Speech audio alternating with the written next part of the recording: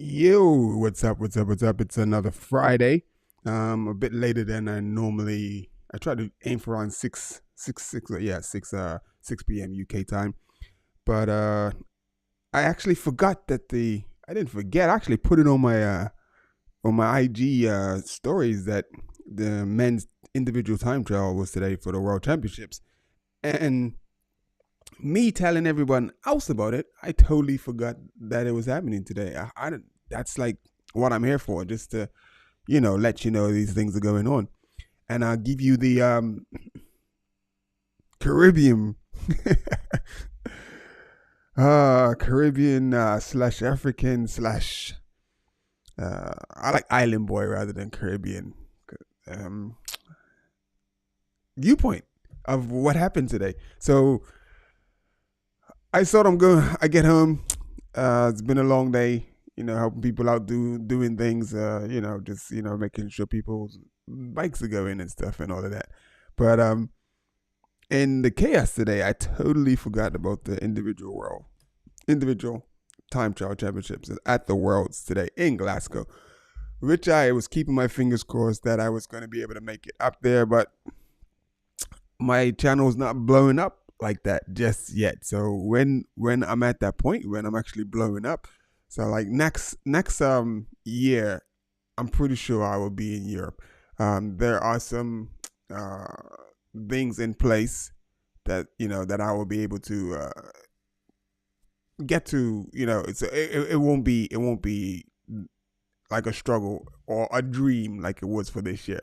So it'll definitely be in place, and I will be at most of the big European races. I already made the application for my journalist like cycling license for like media um, press pass, and yeah. So that's a done deal. So I went through what I needed to do to get that. So now it's just putting all those little things in place so that I can be. Hold on, hold on. So that I can be in Europe and any other place that I might need to be. So there's still a few things I need to do, get in place, and so that things can happen. So so I got my old jersey up here. This is the Say With Your Legs jersey. So as you can see, that's the old jersey from about 2 years ago, maybe 3 years ago now. And I'm actively trying to make sure that for 2024 we have our new kid out. And obviously, I gotta let you see that's me up there, the pretend pro. Um, Lots of knowledge, lots of insight. Still keen into the sport, so I'm gonna give you from my perspective. And these guys, Saint Vincent and where you two? Same, it's right behind me. Saint Vincent and the Grenadines.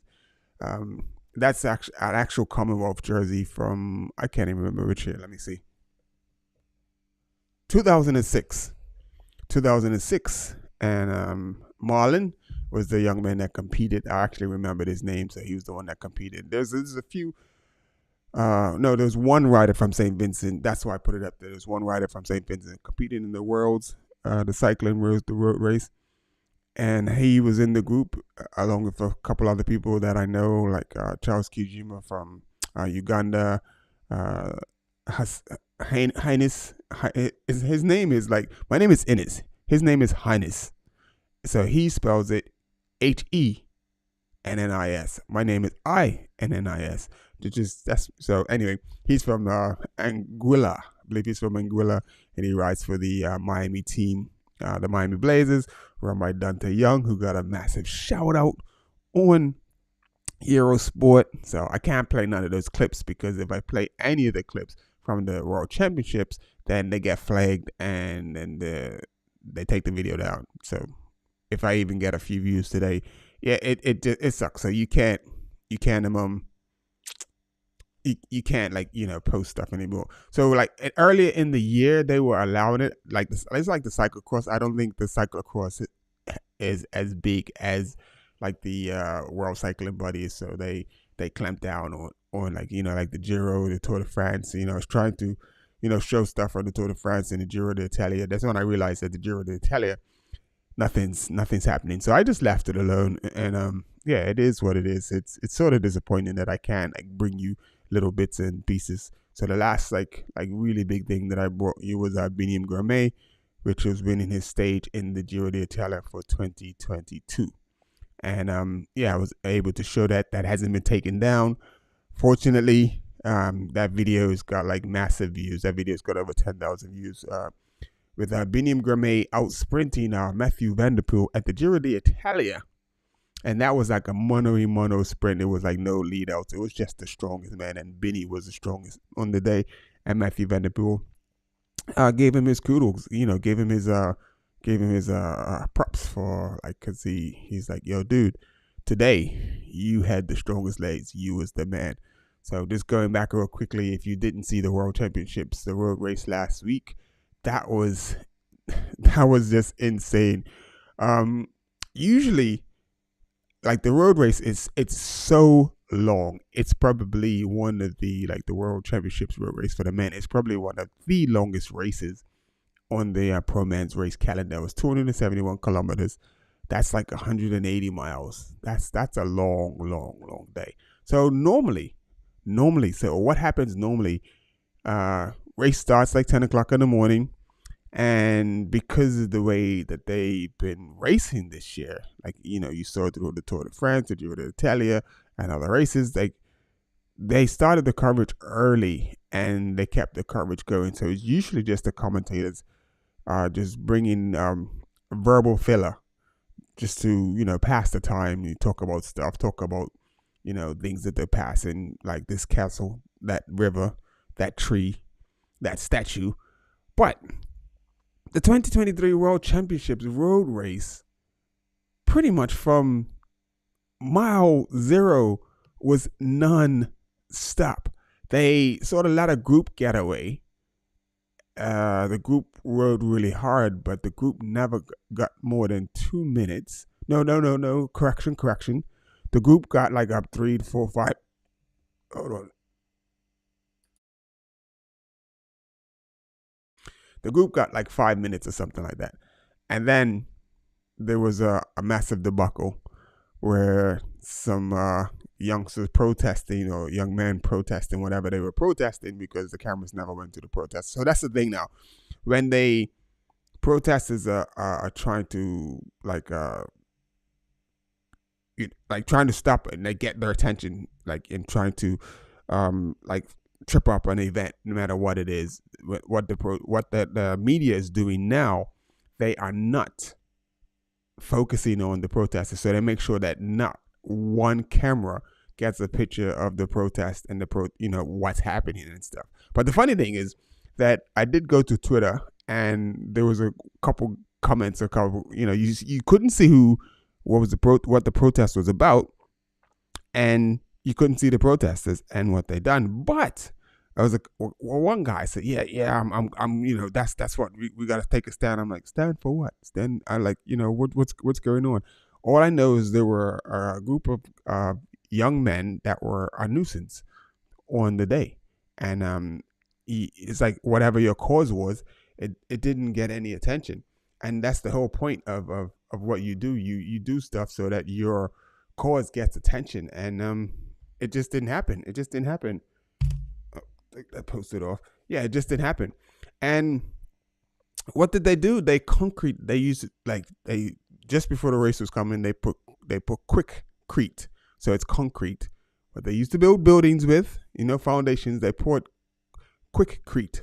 I'm assuming like over their legs or over the hands or something, part of their body parts, so that they were stuck to the ground. And I'm like, yo, that's intense. That's intense. You're gonna pour quickcrete on your legs or whatever, because as the concrete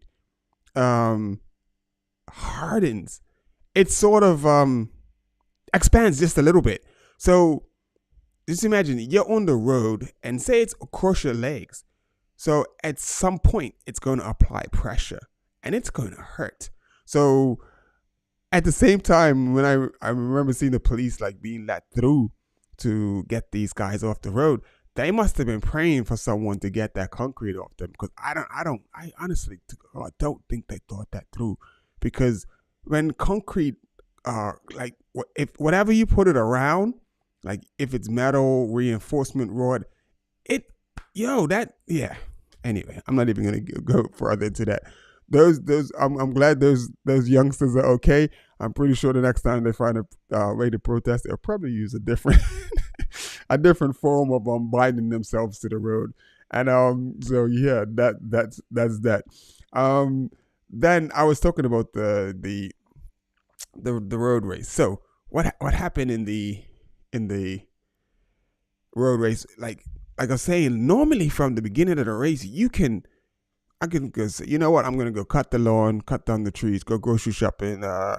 I don't. My kids are grown now, but take the kids to school or whatever, and come back, and you can catch the most, you know, just the hottest part of the world championship. So if you go back and watch world championships for years and years and years, that was like the routine.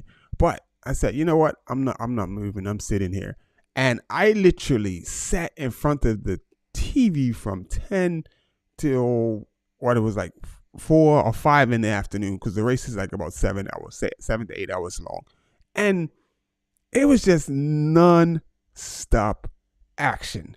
And then so what they do is they rode from Edinburgh to Glasgow, and then once they got to Glasgow, then they did loops around the city of Glasgow, and there was a lot of talk about the city of Glasgow because they're in one loop.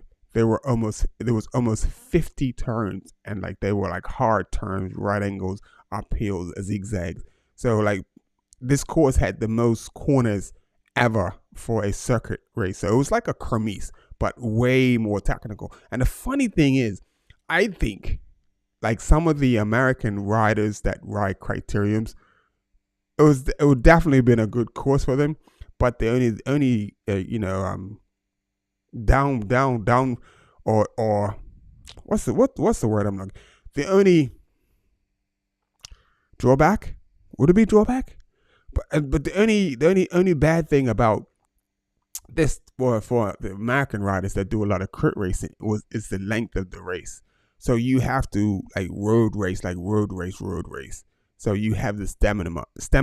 So the guys who put in the biggest miles are the ones that came out on top of it at the end of the day, and the cream definitely rose to the top at the end of the day, and it was pretty amazing to see. So I from what I saw, so coming towards the not even coming towards the end, once they hit the circuit, normally it's almost like a parade for a little while, and then they wait to maybe 4 or 5 laps to go, maybe 3 laps to go, and then really turn on the gas. They hit the circuit with still over 100 miles left to race, and Denmark went to the front, and I mean they went to the front balls out. I mean balls out, and just literally on the like really tough technical uphill turns, and just they just it was pure madness. It was pure madness, like, and it was so exciting to see. So basically there was no like large group. There's over almost 200 riders in that race. Once they hit the circuit, it was like a line, and groups formed immediately, like guys off the back, just one long line, and within like 1 to 2 laps the group was down to less than 50 riders. And that was like in the early laps, and this was still like 10 laps to go, still like over 100 miles to go, and the group is like whittled down. And then still with more than half the laps to go, they were down to like about 20-30 riders, and each of these riders were like really strong top riders and really trying to knock the stuffing out of each other. And it was so good to see. It was just amazing to see. And just towards the end, Matthew Van Der Poel was the rider who eventually won. And what did he do? He won with probably, he had it in the bag of probably like a lap and a half to go. He made this massive attack, and he saw everyone was like wearing down. Everyone took their shot, but it was definitely a course for him, because he does the cyclocross, which has lots of turns and corners and uphills, and the cyclocross requires those sharp like breasty efforts, and I figured that Walt went out would be the only person who would be able to really, go with him, because they both, do the same thing. They're both world champions at cyclocross. But Matthew was definitely the stronger rider, and he took care of the business. And then on the last lap, it's like, oh, Matthew Van Der Poel, he's got this. He's got 30 seconds. They're not catching him. And he crashed. He slid out, got back up on his bike. He broke his shoe. He broke the cleat underneath the shoe, so the shoe couldn't clip in properly. So one of the buckles, he had to rip it off. So after he got back going, he ripped the buckle off, and then he rode with basically his shoe was like literally trying to come out like from the side. Like it was literally trying to come out. But he man, let me just see if I can grab his shoe. Sorry about the noise. I'm gonna grab my ready. No, I'll get the Giants because the CDs are looking beat up, boy. The CDs are looking beat up. Continuity camera is on 20%. So my camera is on 20%. So I probably should put that on charge. That's on 80%. That doesn't need to be. So if you're wondering what my camera is I'm using my iPhone, and the iPhone that I'm using for the camera is SE or S6 or something like that, or SE. So it's just a low level iPhone camera, and the picture's really good. So I can either use that or I can use my 14 Pro Max, but I like to use the Pro Max to record and stuff. So that's what I use for recording and stuff. So what was I talking about? So basically, Matthew could be, because I'm not showing anything from the World Championships, because last thing I need is the video to get flagged for copyright content and then taken down. So whatever 1 or 2 views that I get, I need my views. So basically, just showing you, like, these are the buckles. So basically, when Matthew Van Der Poel went down, he ripped this buckle, and it was just like the strings here. It was hanging by the string. So as he was riding, what he did, he just ripped it out. He ripped, like a real pull. And this stuff is not easy to pull off. So he broke these wires. I mean, yeah, he's a strong boy. Yeah. So he just broke the wire. But my shoe, is it independently? Okay, yeah. So it will still work. So basically, if I can show you, like, so this buckle has a separate, like, looping strings, and this has separate. Some shoes actually, the strings go all the way, like they loop all together.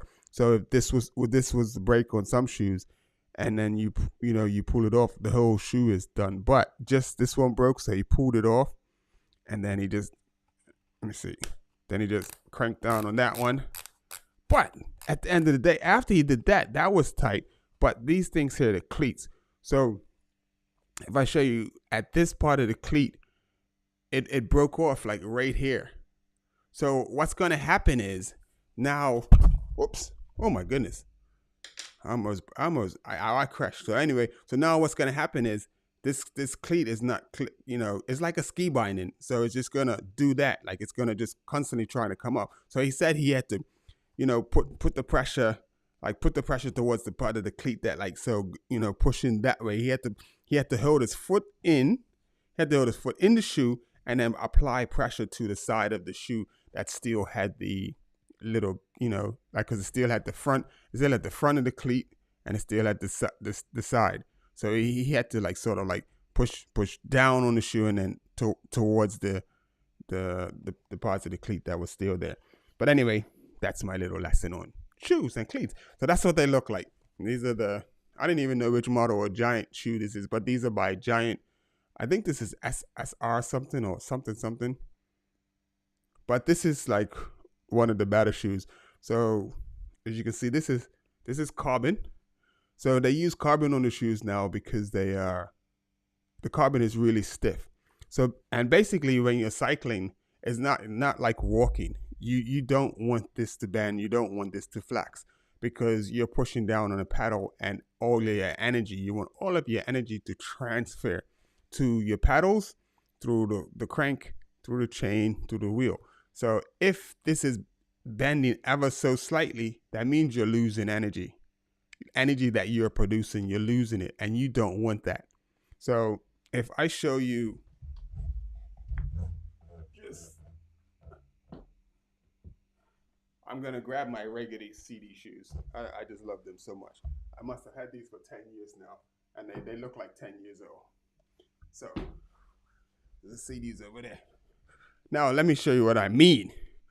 So we have a trainer, as they say in the UK, or sneaker, as we say in the US, as they say in the US. So what happens is if I take the sneaker and do that, and it bends, right? You don't. That's what you don't want, because every time that does that or it does that, you're losing energy, and also it's gonna cause a lot of pain to the bottom of the foot. So and then these these shoes here, they come with different levels of stiffness. Uh, if I am correct, this giant shoe, it is one of the better shoes. I don't know if it's the top of the line, because I did get this a couple of years ago. But when I did get it, it was the most expensive one that they were selling. This one was probably US dollars, maybe like 350 or something like that, close to that in US dollars. But the it's not got it written on it, so I'm gonna take a guess. It's definitely not of the level of CD, but the level of this, um, I'm pretty sure it's like a 12, like stiffness level, and 12 is that's basically pro. It's super stiff. It ain't going nowhere. You're gonna you're gonna get everything you put you're putting into the shoe out of it. So and then, oh my goodness, this is a bit embarrassing. So these are my CDs. These things look broke. I stopped wearing them about a couple of weeks ago. I mean, I just loved them so much. I've had them so long. So at the minute, this is like literally the highest level of stiffness you can get for a shoe. There's a bit more construction. The funny thing is, they put this thick, as you can see on the giant shoe, like this narrow. It's really thick, but it. I'm pretty sure they were doing it in order to try to make the shoe a little stiffer. But the CD shoe has literally the same amount of material, but for the whole shoe. Like it's so the stiffness level on the CD shoe is like it's like 17. I know it's above 17, and these are old. So and if I get a new pair that and these, how much do these cost in pounds? I think in US dollars they're like five something, 550, almost 600, like whatever, something like that. They're ridiculous. But the thing is, I got these in, I would say, 20, what, 15, I think it was 2015. So it's 2023. So these are coming up on 10 years of usage. So like saying, why all that money on a pair of shoes? You could get the lower model of shoes. Thank you, Natasha. Natasha is so cool, man. Natasha is so cool. Thank you, Natasha, every time. So anyway, these shoes are so, uh, even though they cost what they cost, I would spend that money on them again, because I know I'm going to have them for another 10 years. I really battered them in 2022. I mean, I really abused these shoes. The weather was really bad when I got back to the UK. I mean, it was rainy and wet and all of that type of stuff. And I just like, I wrote them in everything. So the cool thing about these, I replaced these buckles here, replaced the buckles, and you could, like, this piece has been replaced. The heel's been replaced a couple times. Obviously, been through numerous amounts of cleats, and these here, all of this stuff is replaceable. It's what keeps the shoes going. So, but now, like, little things that I can't like control, like the shoes are breaking here, like the tongue is looking. Oh my goodness, wow. Oh my goodness, I love these shoes so much, but they look what Karis once said. The bridge is over. The bridge is over. So definitely,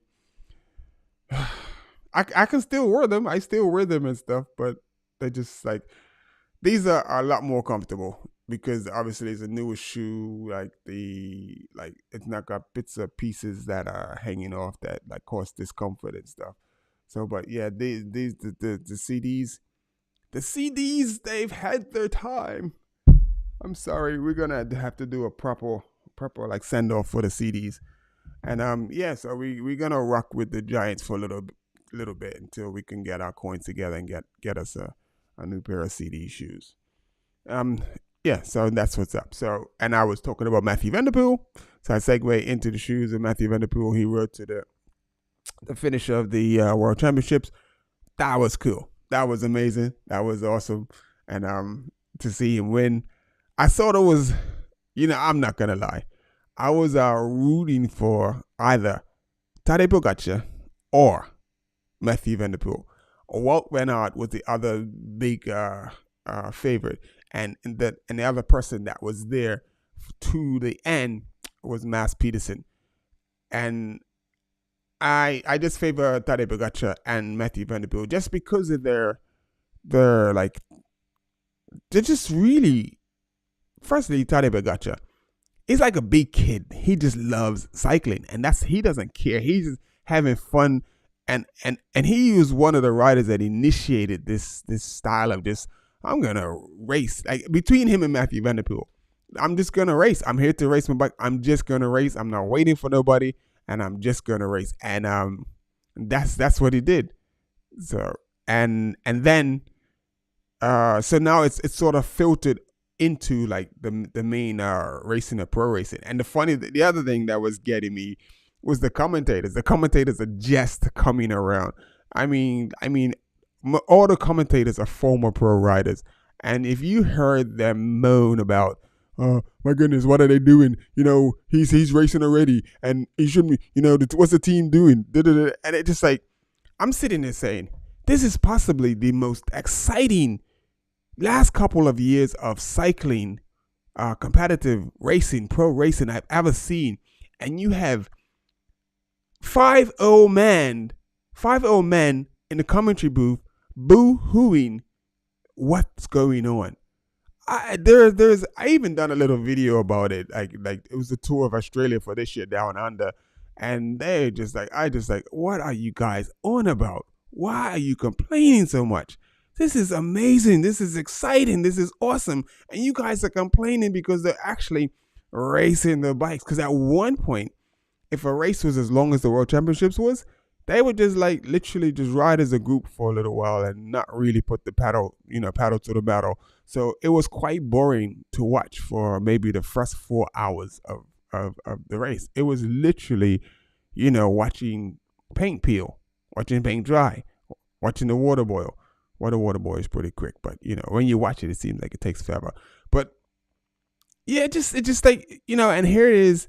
You got people like Matthew Vanderpool, Tadej Pogacar, just come in and just like, yo, I'm here to race my bike. Let's race. We love riding bikes. Why are we, lollygagging and whatever. And yeah, so the sport has changed to that where the races are actually interesting for longer and way more exciting, and it's just like massive. And it was just like, oh man, I was literally here screaming at the commentators, are you watching the same race? What are you talking about? Why is he doing that? I mean, you can obviously see why he's doing that, and it's just like there were so many instances where this was happening, and I'm just so glad and so thankful for Matthew Vanderpool, so thankful for Walt Van Aert, so thankful for Tadej Pogacar, and other riders like that just because they're the best in the world, that means they got to sit around and wait for their team to carry them to the finish so they just can win in the last few miles. They like to race. Once the commissar or the race director says the race is on, they race their bikes, and it's just so beautiful to see. So let's fast forward and segue into the time trial, into today's time trial. Remco Evenepoel won today's time trial. I didn't see the results. I can't believe I missed the time trial today. I really can't believe I missed the time trial. I do like to watch those moments live, and you just get a better feel for like the commentary and to give feedback and whatnot. And it's cool sometimes to watch it back and every now and then. But the funny thing is what I'm going to say is the World Championships is one race I am going to watch back from beginning to end. Once I get my trainer, my indoor trainer, and it starts getting a little cooler in the UK, and I'm not riding my bike outside in the weather because my bike is old. I've had it for quite some time. My baby behind me, she's been around for 10 years now, 2013, and still going strong. No beans to get a new one yet. So until I get the beans together to get a new one, it's going to keep going. You've been trusted and you're going to keep going. I'm going to look after you. So this winter, we will not be abusing my Ridley, and we will not be taking it out in this crazy inclement UK weather like I have been since when I got. But I had no choice in the beginning because I had to get to work. And as I was getting to work, I was riding sometimes 30 miles to get to work. And when I was actually really, really enjoying it. And I think I was just happy to be back in the UK, happy to be back in a place where I had a bit more control over my finances, my income, and everything. Because while I was in the US, I was in limbo. Even though we were running a store, I was just in limbo, and it just wasn't cool. It just wasn't cool at all. And the way things panned out. If there would have been a bit more like togetherness going forward, we definitely would have been successful. But hey, but it is what it is. So we talk no more about that. But got back to the UK, and I just felt like I had a new lease on life, And so we got back, and I was riding to work. Some weeks just getting to work, I was putting in like, I don't know, 150 miles. Some weeks I'd have a 200-mile week. This is just riding back and forth to work.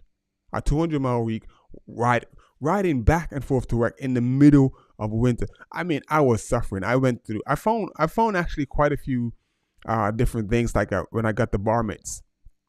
The bar mitts, actually, you see the motorbike guys have them, and they just cover the whole like handlebar.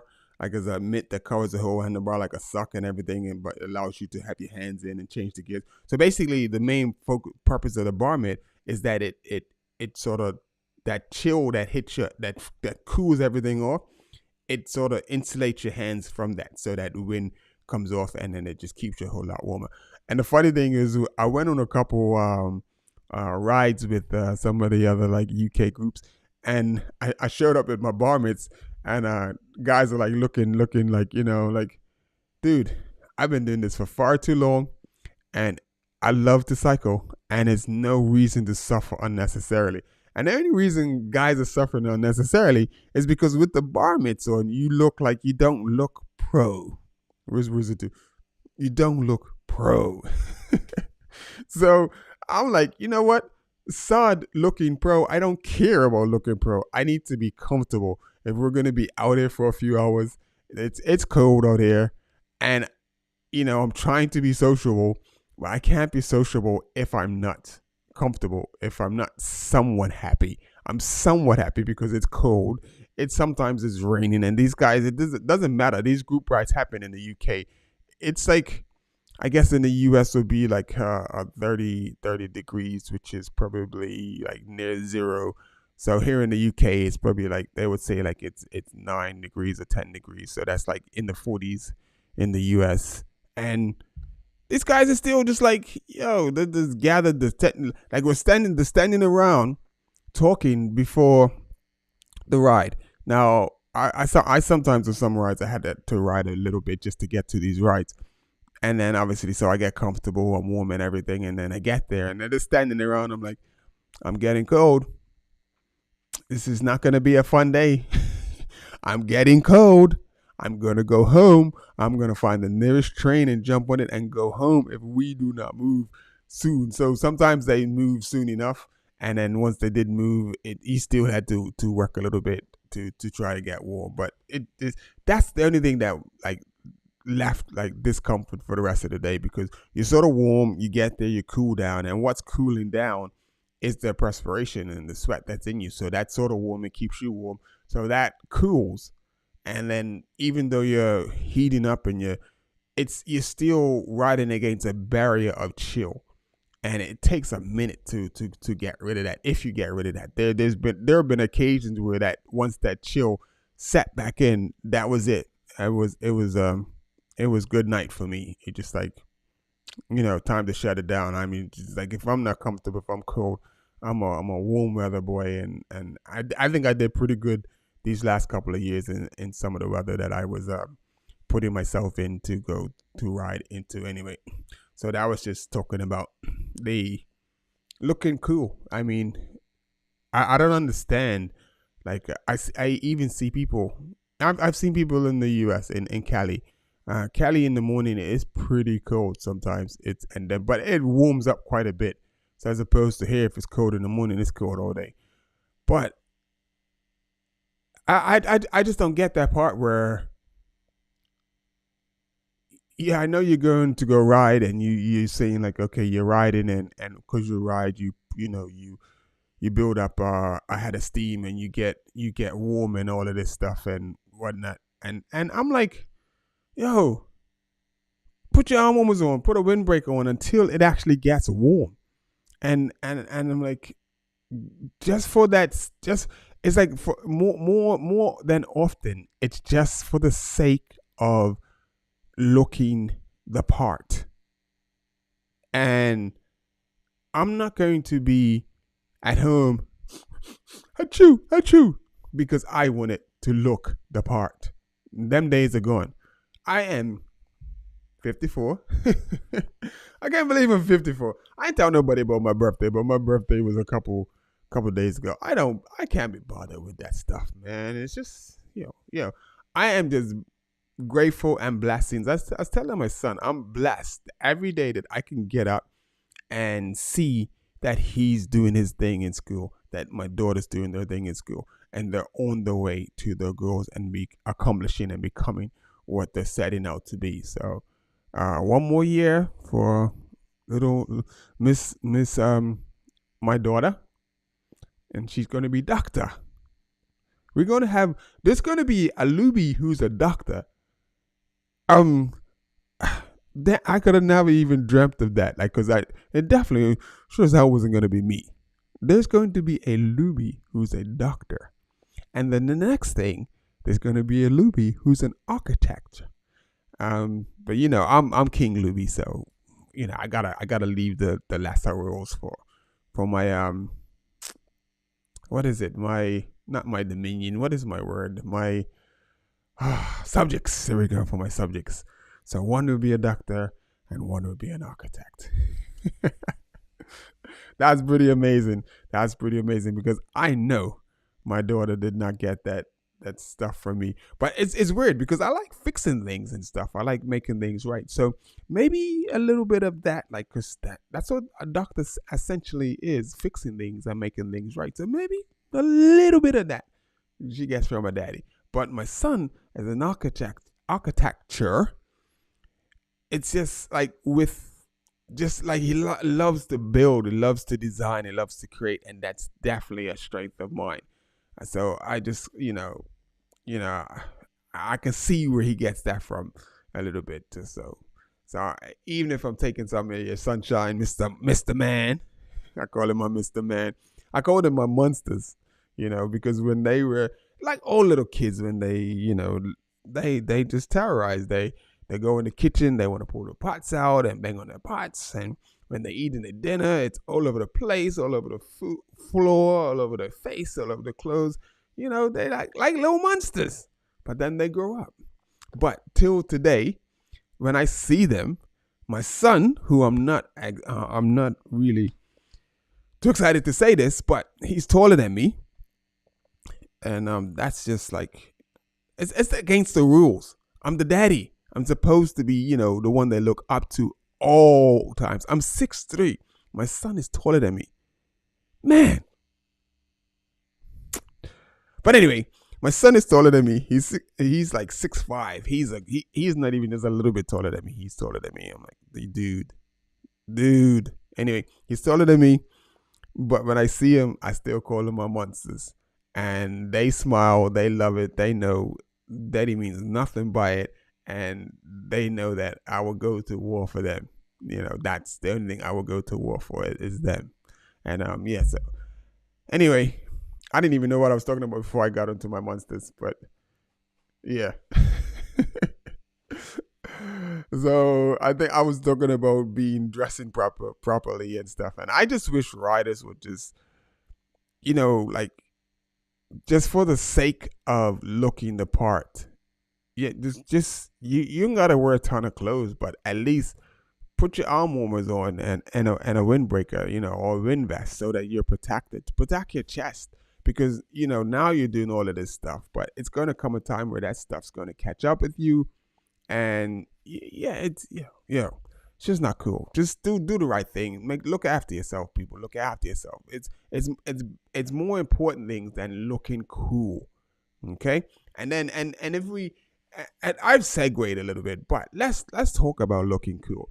I see a lot of group videos of people that are riding their bikes. They're in too hard a gear, too easy a gear, and how I know they're in too easy a gear is because when they're sitting on the bike, they're doing this.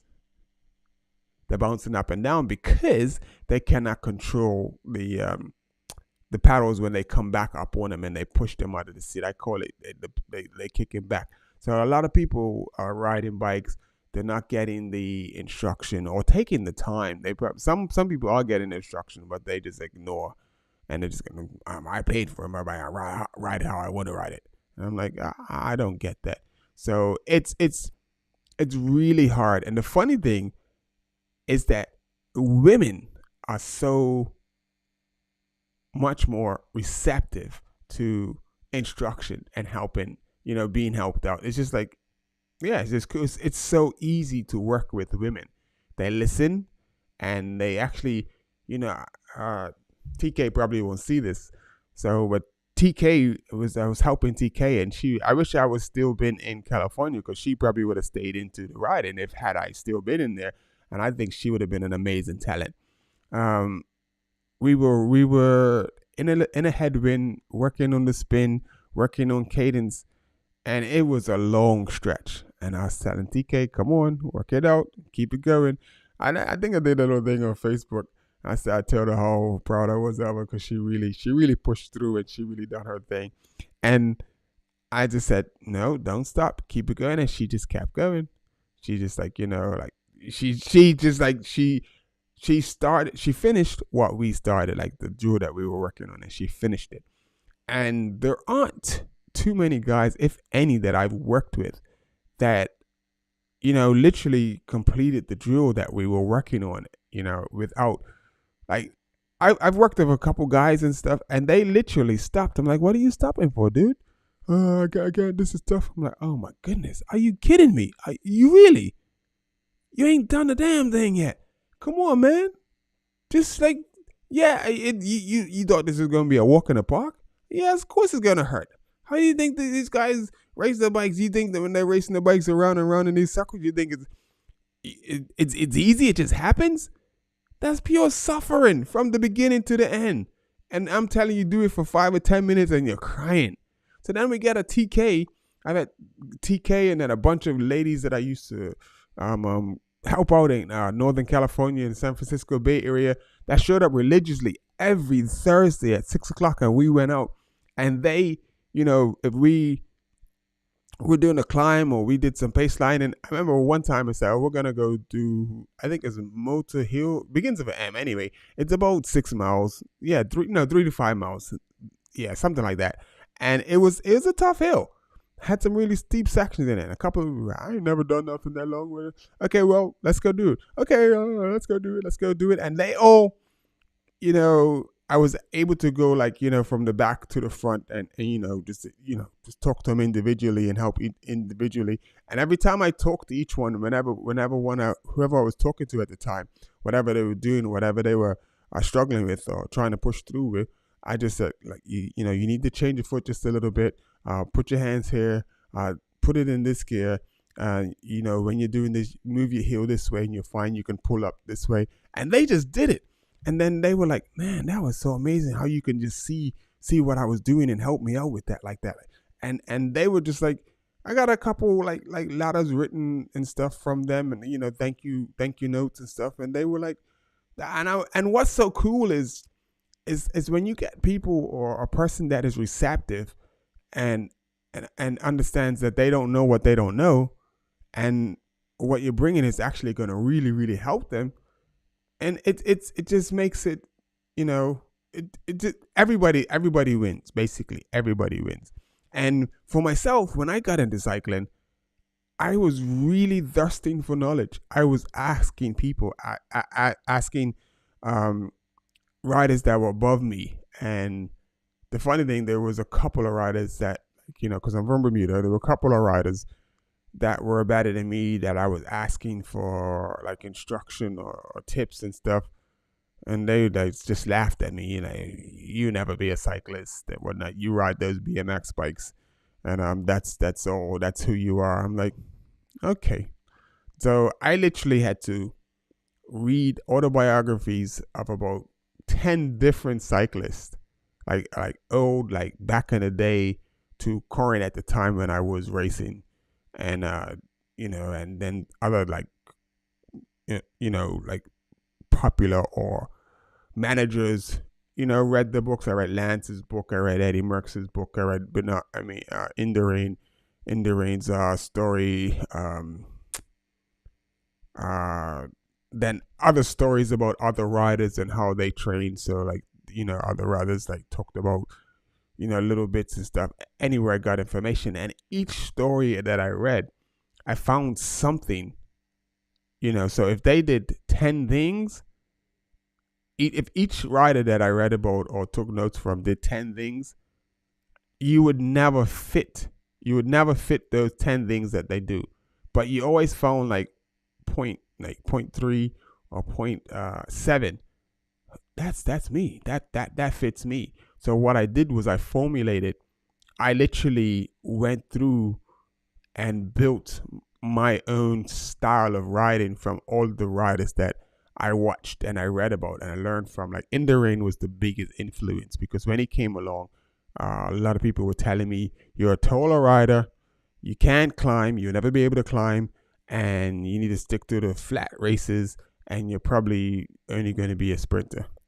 Along comes Miguel Indurain, totally destroys everybody in the mountains, in the time trial, and just like, it's like, this man is climbing. So from there, just like sort of let me see that you can actually become strong at what you work on. So like if you work on something, you're going to become strong at it, and you can. So if I decided to change up and wanted to work on sprinting, it'll take a couple years, but if I dedicate myself, I can become a really good sprinter. I won't say I'm going to become the best sprinter, but I'll become a really good sprinter, and I can become competitive. Become competitive. Yes, that said the word right. And that's the same thing with just about any discipline. But my thing was time trialing and climbing. So I tended to be at a major disadvantage in the U.S. when I was racing because the most of the races that I did weren't centered around any like major climbs. Everything was pretty much like what we call a kermesse, like just a big loop that was flattish with rolling terrain but no real climbing. So and the reason why I climbed a lot because I had my eyes set on getting to Europe, racing in Europe, being a European pro. That was what I was preparing myself for. But I got close, but I gave it all. But I was able to learn a lot along the way, and all learning all of that, I'm now able to pass that on to the youngsters out there. So I'm gonna segue into. Is my screen share still there? I think my screen share is still there. Let's see. That's a screenshot? So it's not that. So I'm looking for my screen share because what I want to show you just before I take off, just to remind you what I'm doing. And if I just go to the banner, shut the banner down. Is that my screen? I think that is my screen. So let's go to my screen. Let's make me small.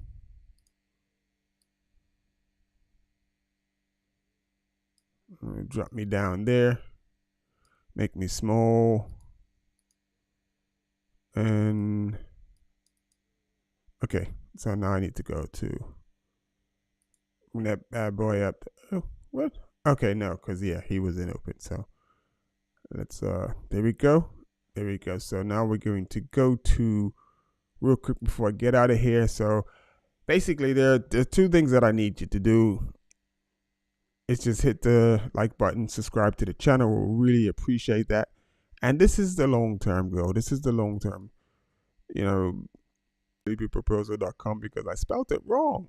So this is basically, I'm just gonna keep going over this. This is Say With Your Legs Media, and we bring our vision is to start an international youth cycling academy. The goal is to open a cycling development camp that takes kids from the low income countries and consistently produce the world's future professional cycling champions who are recruited by well-known teams across Europe.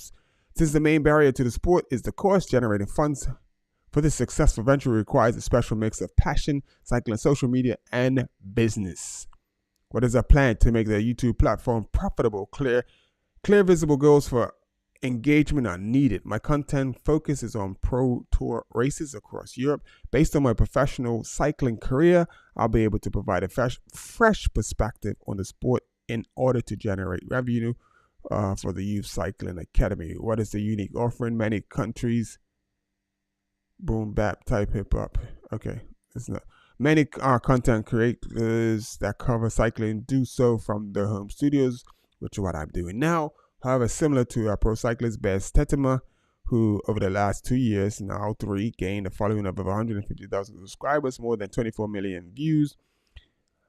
And I will interview top riders and their crews on locations during the European cycling season. Our engagement will be fueled by asking cyclists viewers questions, providing an insider's view to professional cyclists' daily life, review setup and breakdown, discuss how weather conditions affect racing outcomes, personal ride-alongs with me during the season, visiting iconic hills, roads, and mountains across Europe.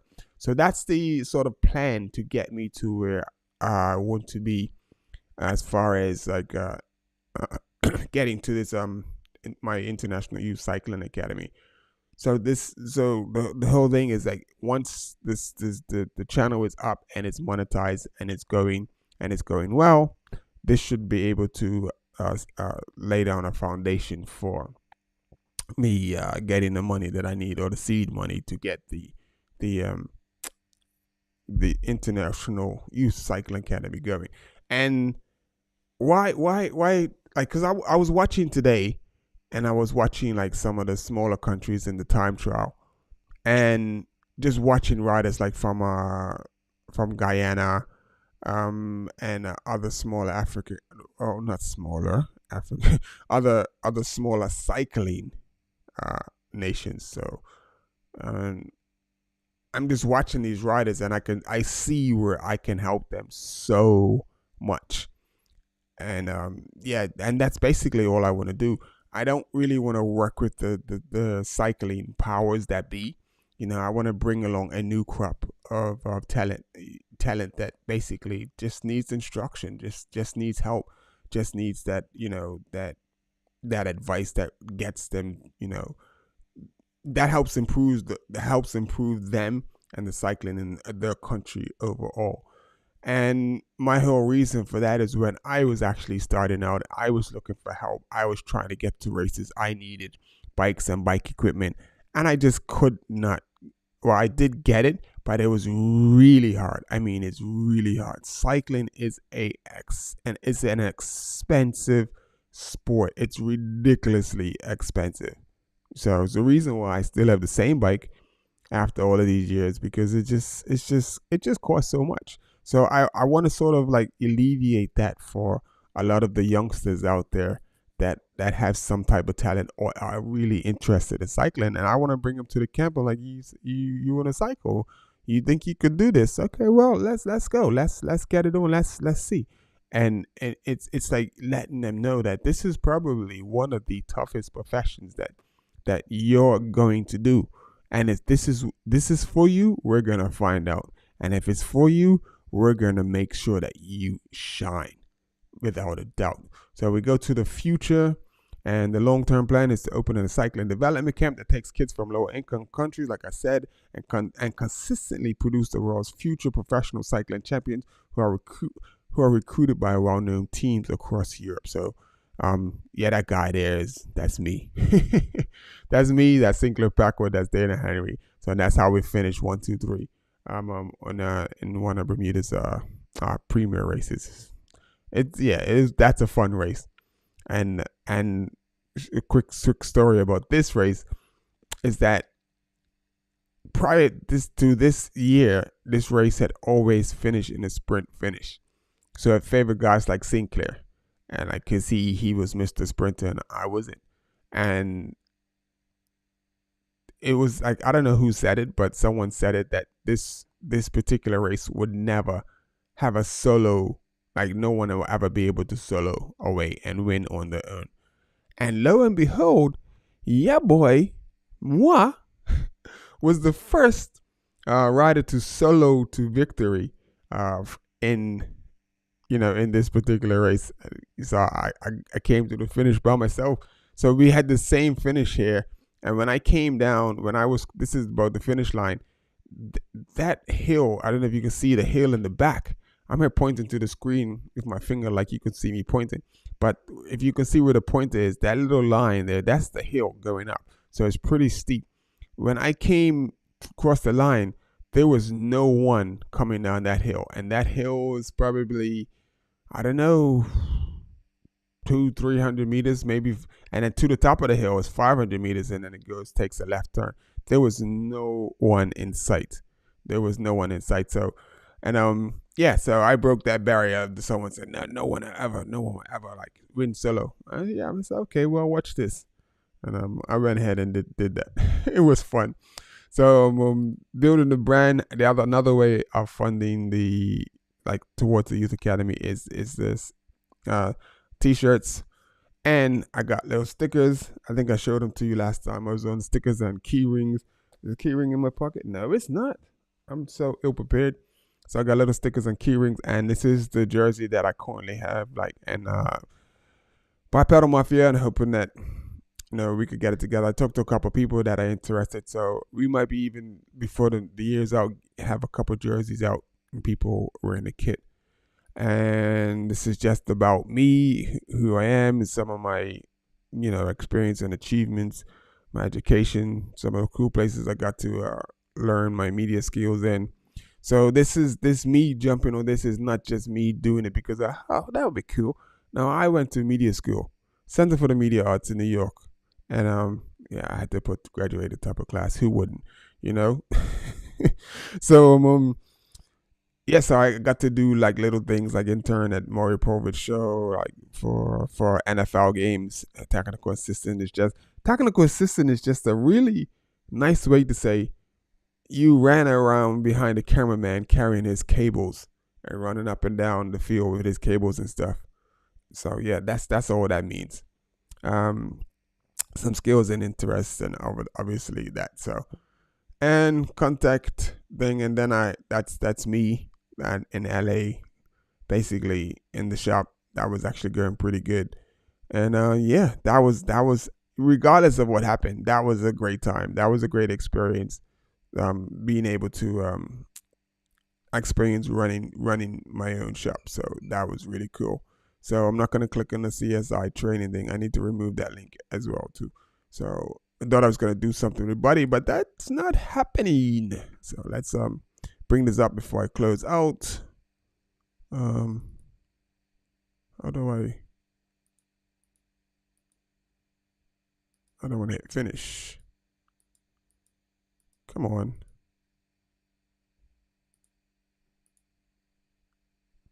No, I can't. There we go. So we are back, and I'm going to bring back my banner. I'm going to put me back up here. I love the Zcam. The Zcam is cool. It's so dope to work with, the Ecam. Yeah. So I want to big up the Charles Chijama. I got some really good pictures of you, buddy. Let me just see if I can put a picture up of him really, really quickly. And I'm gonna just grab this picture real quick. Where are we? Pictures. We went library, and let's send these to the computer. Select a couple. I can't play the video though. I'm not even gonna attempt to play the video. So that's, there we go. Let's send those over to myself. And then we're gonna, where are you? Where are you? Two people watching. Yo, what's up? What's, you're not sending. What's going on? There we go, waiting. Did we send? Come on.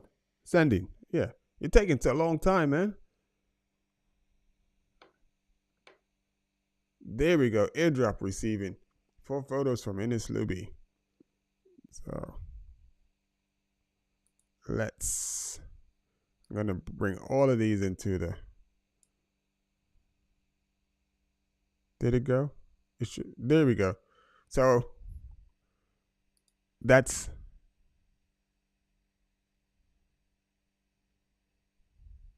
Charles from Uganda.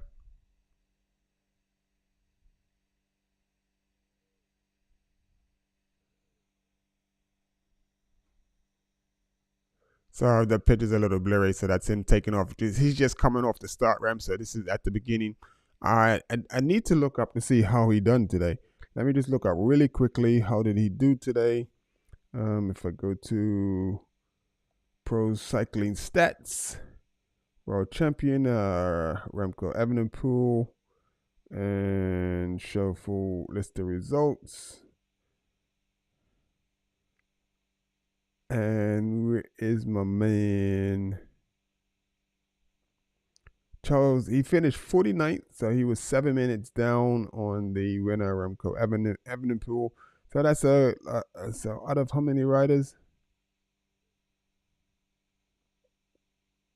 So that's the full out of 88 riders, and he finished just behind the top half. Not bad. Good ride by Charles. So I've been watching him and supporting him.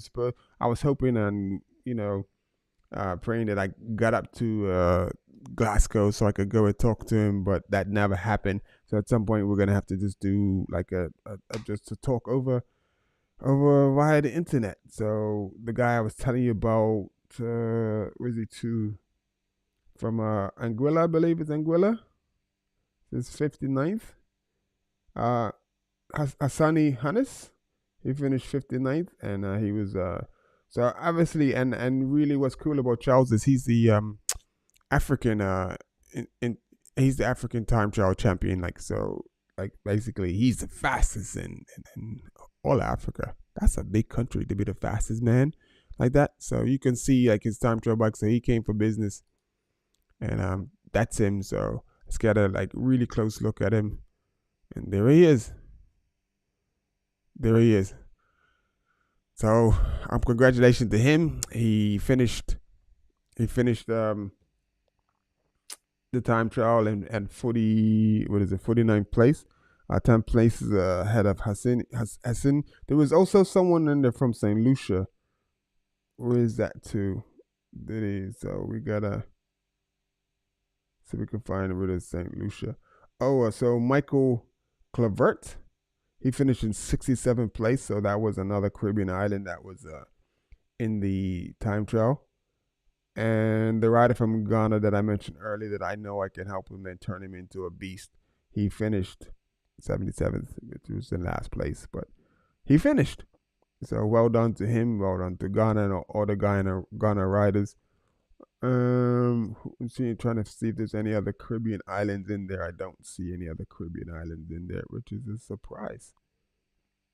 Anyway, yeah, that's it. Oh my goodness, I'm sorry. It must be time to go. It's 8:45. Bedtime is 9 o'clock. So yeah, and then Tanel Campbell. We gotta shout out Tanel Campbell. Get this off my screen. Where did she finish? She wasn't exactly happy with how she done. I saw her little post on Facebook. So where did she? Let's see where she finished. World Championships, Sterling. So it's road race. Next races tomorrow. Latest results. A prologue. Relay. So I can't see the results. Okay, view more. I'm trying to find, that's the team time trial. Individual, youth.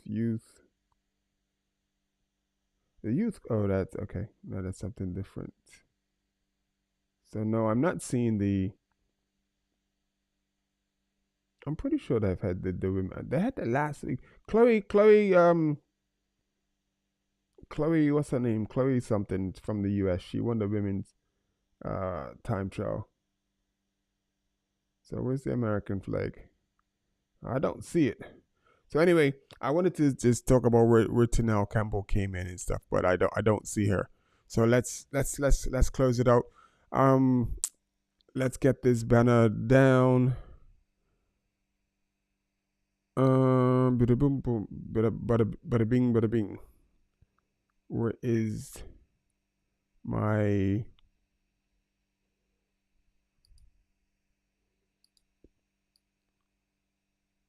Let me put you up here.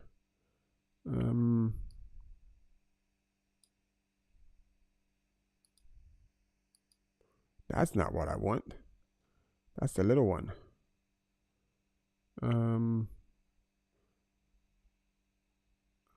We're building the there it is. There we are. We need to remove that one. We need to remove this one.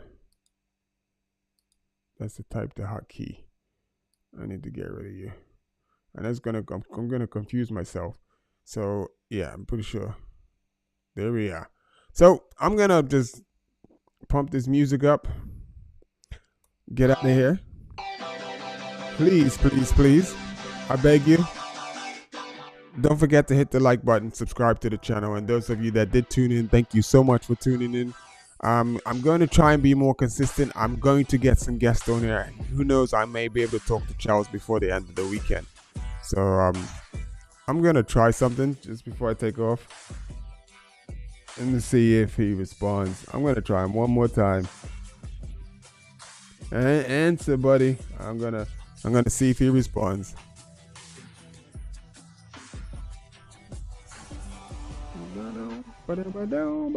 So right now I'm just looking at my phone. I've just died. He should be back from dinner by now, unless he's still out to dinner.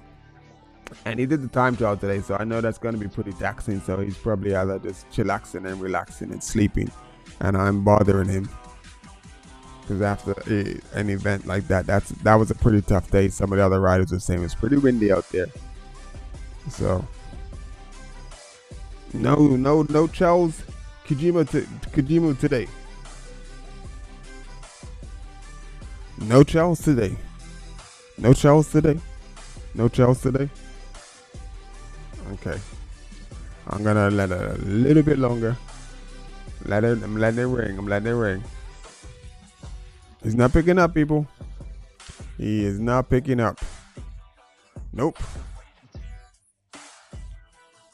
I don't know what happened there. Why? It shrunk me.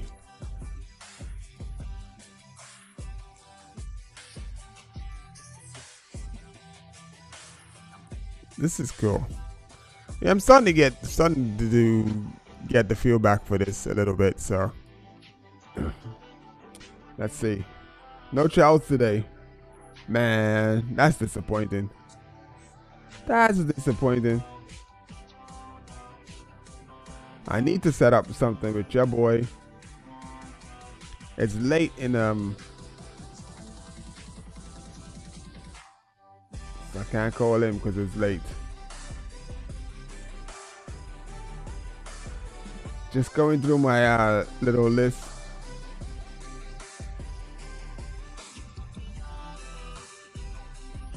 Bros ride bikes. Early for them.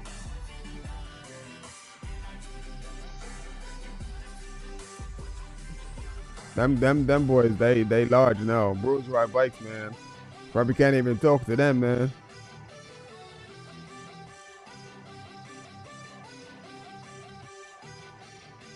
Yeah, I sent them a message, man. They didn't even respond to me.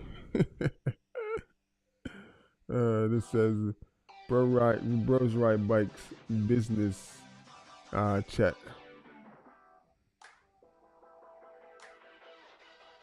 Oh, maybe I need to do that. Maybe they'll respond to me that way. Anyway, let's get out of here, people. Ooh.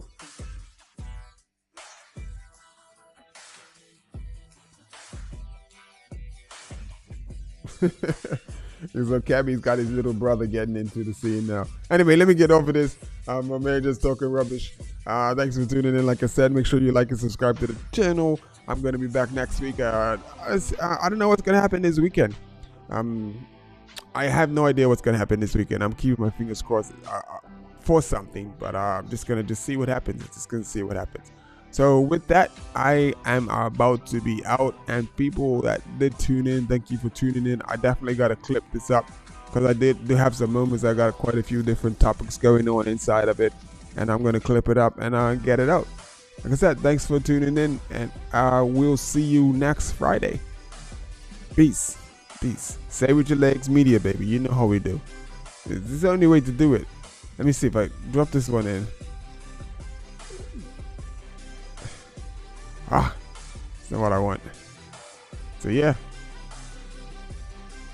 there we go. Looking smooth, brother.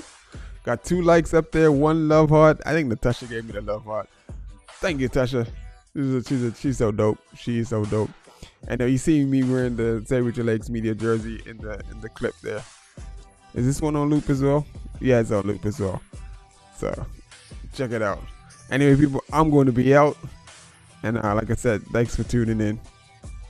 Peace.